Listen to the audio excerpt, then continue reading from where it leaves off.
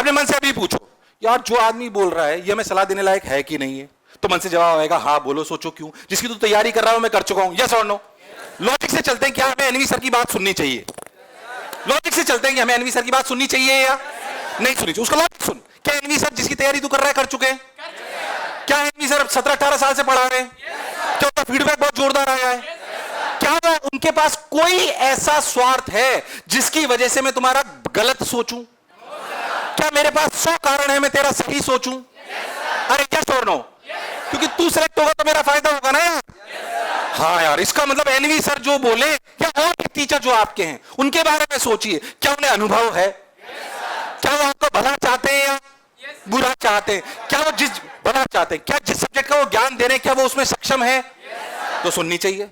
जब हमने सोच लिया कि यार एनवी सर भाई साहब बिल्कुल सही बात बोलेंगे, मैं ऐसे ही सोचता हूं, मेरे को किसी से सलाह लेनी होती है। आज आपको फुटबॉल खेलना और आप मेरे पास आ जाओ, गिटार सीखना हो तो एनवी सर से सीखने का कोई लॉजिक? मैं सबसे बेड गाइड होऊंगा आपके लिए, यस और नो? क्यों सीखेंगे इनसे? पर क्या सिलेक्शन कैसे लेना चाहिए, क्या ये बेस्ट हमें एनवी सर बता सकते हैं? तो फिर उनको ब्लाइंडली फॉलो करना चाहिए। तो फिर उनको ब्लाइंडली फॉलो, अगर लॉजिक में जवाब आ रहा है यस तो फिर ब्लाइंडली फॉलो करना। आवाज नहीं आ रही सबकी, यस और नो? क्लैरिटी से एकदम। हाँ यार एनवी सर यार क्यों चाहेंगे हमारा सिलेक्शन ना हो? एनवी सर चाहेंगे हमारा सिलेक्शन हो, हमारा फोटो भी सब जगह लगे। अरे जितना तुम्हारा सिलेक्शन होगा उतना ही तो हमारा भी फायदा होगा यार। आज आप भी किसी सुन के आओगे जिनके भाई बहन सिलेक्ट हुए होंगे या फिर उनके शहर से कोई सिलेक्ट हुआ होगा, तभी तो आप आए हो, यस और नो? इतने सालों की मेहनत तो एक दिन में थोड़ी हो जाती है भाई साहब, बहुत समय लगता है वो करने में। क्या मेरी बात क्लियर है? आप सुन ध्यान से, अपने दोस्त की नहीं सुननी है ज्यादा, क्योंकि वो गलती मैं भी कर चुका हूं, आपको नहीं करनी है। मैं मेरे अनुभव का क्या फायदा है? फिजिक्स तो मैं आपको पढ़ाऊंगा ही, वो एक अलग बात है। और फिजिक्स में मेरे लेक्चर भी आपको दिखेंगे, जो चैप्टर नहीं पढ़ाऊंगा आप लेक्चर देख लीजिएगा, वो एक अलग एस्पेक्ट है। जाहिर सी बात है सारी क्लासें नहीं ले पाएंगे, अच्छे टीचर पढ़ाएंगे, जो भी आएंगे भी आपको, AVN sir, Pankaj Gupta sir ने पढ़ाना चालू कर दिया क्या? हाँ तो बढ़िया टीचर जो भी मिलेंगे तुम्हें सब एक्सपीरियंस मिलेंगे, जिन्होंने कम से कम 2000 आईटीएन पहुंचाए होंगे। क्या मेरी बात क्लियर है? That is clear in my mind, don't worry. मैं कोई भी नौसिखिया कोई ऐसा नहीं भेज दूंगा जिसको पढ़ाना नहीं आता। आपके साथ कोई खिलवाड़ नहीं करेंगे, आपके भविष्य से तो हमारा भविष्य है, don't worry about it. Physics में लेक्चर्स आपके सारे डले हुए होंगे, अभी हमारे लेक्चर्स और डल गए और एनिमेटेड आ गए, उस पर मैं भी बहुत ज्यादा नहीं जाना चाह रहा हूं। पर मैं आपसे कह रहा हूं आपको दोस्त की सलाह बहुत ज्यादा नहीं लेनी है, क्योंकि अपन किसी सलाह लेने लगते हैं। मेरे नंबर आ रहे हैं 300 में से जेई मेन में मान लीजिए 150 या 170, और मेरे दोस्त के आ रहे हैं 230, तो मेरे को लगता है यही इंटेलिजेंट है। तू भी गधा वो भी गधा। मैं नहीं कह रहा हूं कि अपने दोस्त क्या कर रहा है ये नहीं देखना चाहिए, उसकी अच्छी आदत सीखनी चाहिए, पर वही हमारा सलाहकार हो ऐसा जरूरी? मैं आपको बताता हूं बिल्कुल अच्छे से। जब मैं पढ़ता था तो मेरे साथ में एक लड़का था, बहुत बढ़िया, पढ़ने में बहुत मतलब पढ़ने में बढ़िया, बहन थी बिल्कुल एकदम।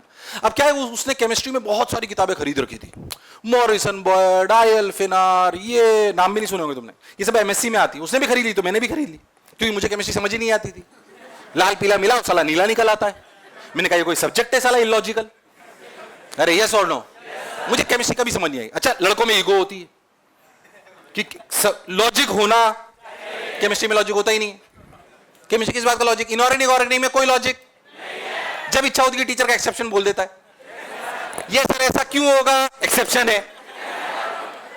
रामबाण है केमिस्ट्री के टीचर के पास, फिजिक्स का टीचर थोड़ी बोल सकता है इसका आंसर 2 नहीं 4 है, एक्सेप्शन है। पर एक बात अच्छे से समझो, मैंने केमिस्ट्री का भले मजाक उड़ाया, पर मेरे खुद के केमिस्ट्री में 11 नंबर आए थे मात्र, और केमिस्ट्री ने भी मेरा मजाक उड़ाया बिल्कुल, क्योंकि मैं केमिस्ट्री का मजाक उड़ाता था। मेरे कितने नंबर आए? ये हीरोगिरी नहीं है, ये मेरी मिस्टेक थी, ये हीरोगिरी नहीं है। मेरे मात्र 11 नंबर आए जेई में। किसमें? केमिस्ट्री में। क्यों? क्योंकि सिर्फ मुझे फिजिकल केमिस्ट्री समझ आती थी, फिजिकल केमिस्ट्री में न्यूमेरिकल होता है, इसलिए सिर्फ मुझे वो समझ में आती थी। बोलो क्लियर है एकदम मेरी बात? मैं 2-3 एग्जांपल लूंगा खुद वाले, जो मैंने गलती करी अगर आप वो रिपीट कर लो तो फिर उसका कोई फायदा।